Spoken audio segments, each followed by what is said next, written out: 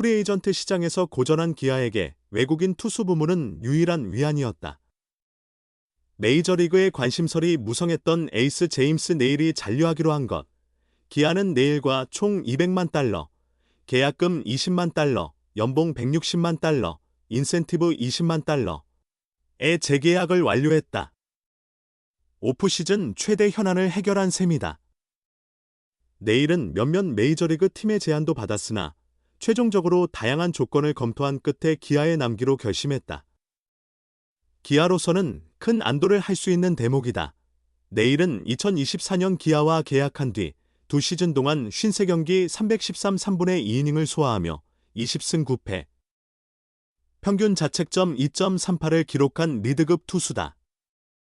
그의 메이저리그 이적은 기아에선 막대한 전력 손실이었을 테지만 잔류로 인해 나머지 한 자리에 대한 선택지가 더욱 다양해졌다. 네일이라는 믿음직한 다이 존재하니 남은 자리는 안정적으로 채울 수도, 도전적인 선택을 할 여유도 생긴다. 비교적 안전한 옵션은 올해 네일과 원투펀치를 이뤘던 아담 올러다. 올러는 이번 시즌 26경기 149이닝 동안 11승 7패, 평균 자책점 3.61을 기록했다. 이닝 소화력과 변화구 제구가 다소 불안했으나 9위 자체는 K리그에서 통용됨을 입증했다. 149이닝에서 169탈 3진을 기록한 점이 이를 뒷받침한다. 이번 시즌 최고 속구는 6월 19일 KT전에서 측정된 시속 157km였다. 또한 이 선수는 기아 잔류 의사가 강하다고 전해진다. 아직까지 팀의 연락을 기다리고 있는 상황이다. 기아 또한 이 선수를 한 장의 카드로 간주하며 시장에서 다른 투수를 지속적으로 탐색하고 있다. 그러나 올해 외국인 투수 자원이 풍부하지 않다는 평가가 우세의 고려가 오래 지속되고 있다. 이 선수는 올해 리그 적응 경험이 있어 내년에는 더 나아질 수 있다는 기대도 존재한다. 기아 구단 담당자는 외국인 투수 한 명이 교체될 수도, 유지될 수도 있다고 언급했다. 이제 선택의 시간이 다가왔다. 기아는 이 선수와 경쟁할 최종 후보를 선정하고 저울질하는 단계에 이른 것으로 알려졌다. 곧 결정이 발표될 것이라는 관측도 나오고 있다. 외국인 타자 영입 또한 계속 검토 중이다.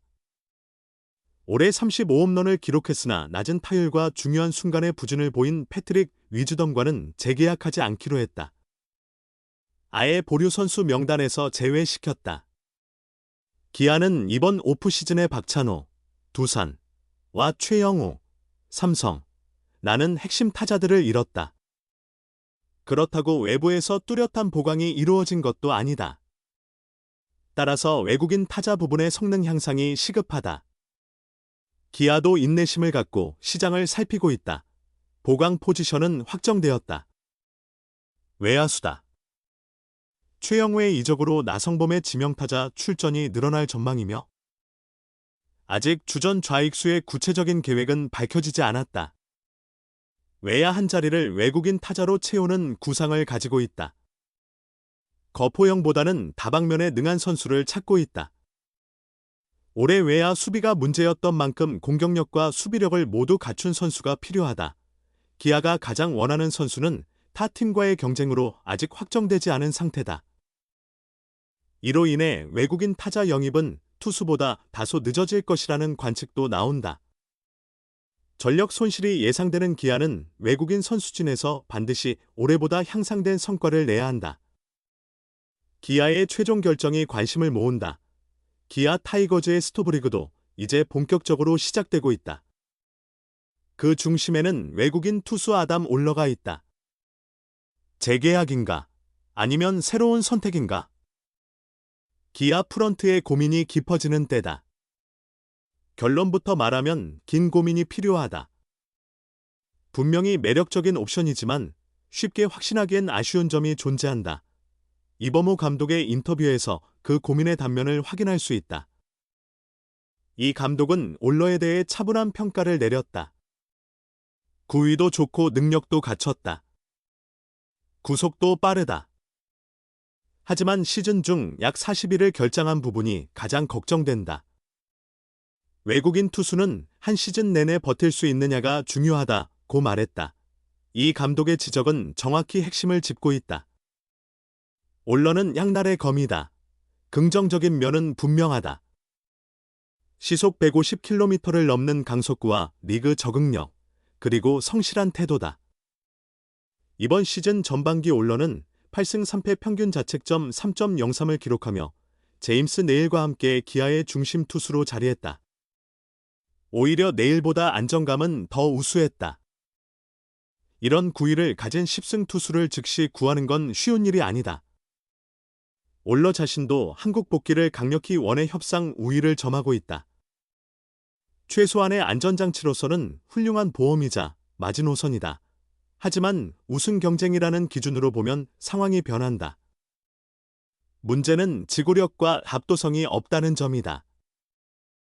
감독이 지적한 40일 공백은 기아에게 고통스러운 경험이었다. 그 선수가 부상으로 빠졌을 때 팀은 연속 패배에 시달리며 큰 타격을 받았다. 후반기 성적은 10경기 3승 4패에 불과했다. 이닝 소화량도 10경기 54이닝으로 부족했다. 부상 복귀 후에 그 선수는 국내 선발과 비교해도 특별히 뛰어나지 않았다. 외국인 에이스라면 최소 6이닝을 던져 불펜 부담을 줄여야 하는데 후반기 그 선수는 그 임무를 제대로 수행하지 못했다.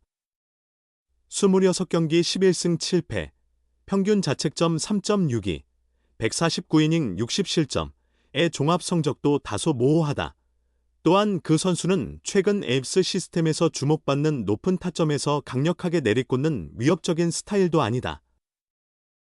꾸준한 선수이긴 하나 중요한 경기나 상대팀 에이스와 맞설 때 결정적인 승리를 이끌어내는 변화를 주는 선수로서의 모습은 부족하다는 게 현장의 엄정한 평가다.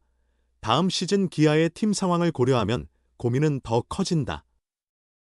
2026년 기아는 큰 변화의 물결을 맞이한다. 박찬호와 최영우, 투수와 타자의 핵심 2명이 팀을 떠난다. 타선의 위력이 눈에 띄게 감소한다는 뜻이다. 타격이 약해진 만큼 마운드, 특히 외국인 투수의 역할은 절대적이다. 외국인 투수마저 강력하지 않다면 내년 기아의 전망은 정말 어두워진다. 기아의 반등 공식은 명확하다. 제임스 네일을 비롯한 외국인 트리오의 활약, 그리고 김도영의 각성이 필요하다. 이 중 하나라도 실패하면 시즌 전체가 흔들린다. 도전의 시즌을 앞둔 기아에게 외국인 투수 자리는 단순한 선발이 아닌 시즌 향방을 좌우할 핵심이다. 선택이 어려운 이유도 여기에 있다. 결국 중요한 건 시장 상황이다. 올러보다 명백히 우수한 이른바 톱 에이스급 투수를 구할 수 있느냐가 관건이다. 가능하다면 대담한 교체가 답이다. 하지만 불안정한 옵션뿐이라면 올러라는 확실한 존재를 선택하는 게 현실적인 방안이 될 것이다. 올해 롯데가 데이비슨을 벨라스케즈로 교체하며 겪은 고민과 다르지 않은 똑같은 딜레마이기 때문이다. 잘하는 것보다 경기에 꾸준히 나설 수 있는 선수가 우선이다. 이범호 감독의 이 말에 기아의 방향성이 드러난다. 화려한 일타보다는 끈질긴 출장이 절실하다. 기본적인 구상은 올러와 동행하는 것이다. 하지만 불확실성은 크다. 기아는 올러라는 안전한 다리를 택할 것인가? 아니면 더 강력한 무기를 찾아 모험을 감행할 것인가? 기아의 결정에 2026 시즌의 운명이 달려있다.